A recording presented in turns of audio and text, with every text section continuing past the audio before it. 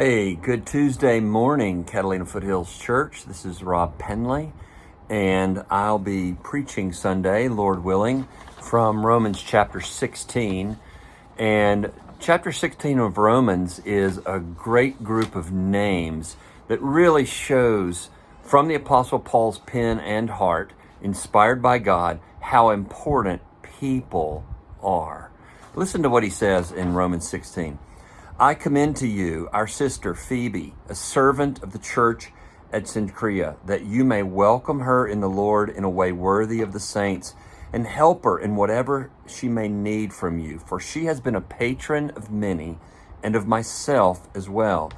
Greet Priscilla and Aquila, my fellow workers in Christ Jesus, who risked their necks for my life, to whom not only I give thanks, but all the churches of the Gentiles give thanks as well.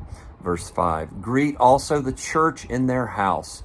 Greet my beloved Epaenetus, who was the first convert to Christ in Asia. Greet Mary, who has worked hard for you. He goes on and on. I think there's 23 names. You can recount them and tell me I'm wrong. But here's one I want to pay attention to. Verse 13, greet Rufus, chosen in the Lord, also his mother, who has been a mother to me as well.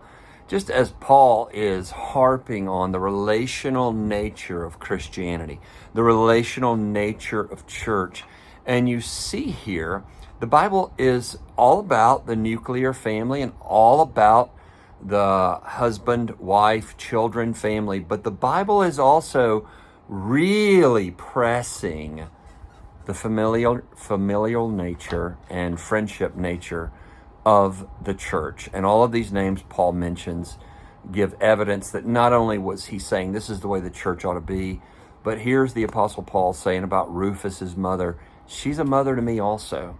And that's one of the reasons when we do Mother's Day prayers around here, often we will have two people who are not connected by blood, but who are mirroring this kind of relationship that Paul's talking about here.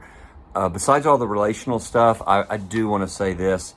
In verse 20 of chapter 16, Paul says, the God of peace will soon crush Satan under your feet. This follows on the heels of chapter 15, verse 33. May the God of peace be with you all.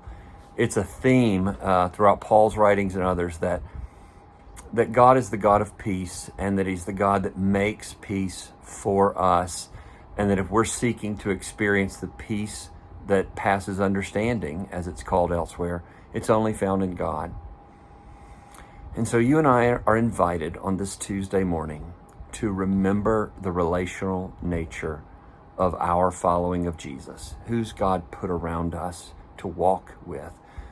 Who's God put around us that we need to check on?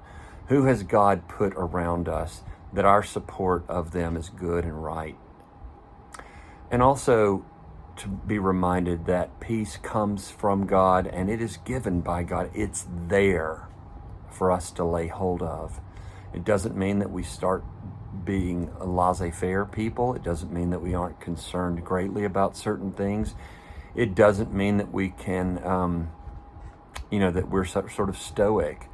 But there is a peace, a trust that God's at work in me and in this world, and that he is soon going to crush Satan under his feet. Another place where the whole Bible holding together is so obvious and beautiful. Genesis chapter 3, it was said of Eve right after her sin that a child of hers would crush the serpent, even as the serpent would bruise his head. And that's Jesus, and that's the evil one. And Jesus has come to crush the work of Satan, to establish peace for us, and to start this new community, which is connected in a way so tightly relational that it would also mimic familial kind of dynamics. Hey, tomorrow night, Wednesday night, 5:30, right here at the church is our summer nights program. Love for you to turn up then. Otherwise, have a great day, and we'll see you soon.